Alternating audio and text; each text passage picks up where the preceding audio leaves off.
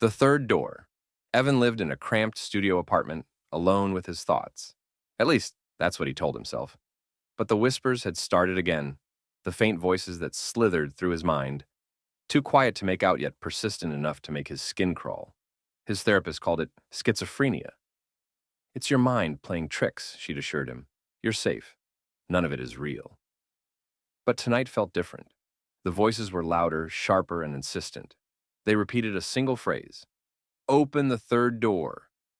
Evan had no idea what it meant. He only had two doors in his apartment, the front door and the bathroom. Still, the whispers wouldn't stop, hissing the command over and over, relentless. Open it. Open it. Open it. He tried drowning them out with music, stuffing headphones deep into his ears. But the whispers didn't need sound. They curled around his consciousness like smoke, impossible to ignore. By midnight, he was shaking. He got up, pacing the tiny apartment, searching for something, anything, that could explain the voice's demands.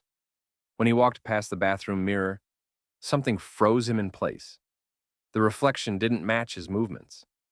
He waved a trembling hand. The mirror, Evan, didn't mimic him. Instead, it stood staring at him, with a crooked smile and lifeless eyes. There it is, it whispered, pointing to the corner of the room. Evan turned, his breath catching in his throat. A door was there, a third door, that hadn't existed before.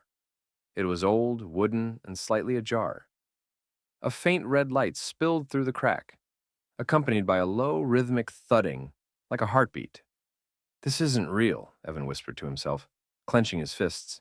The whispers grew louder, deafening now. Open the door. Unable to resist, Evan approached. The closer he got, the colder the room became.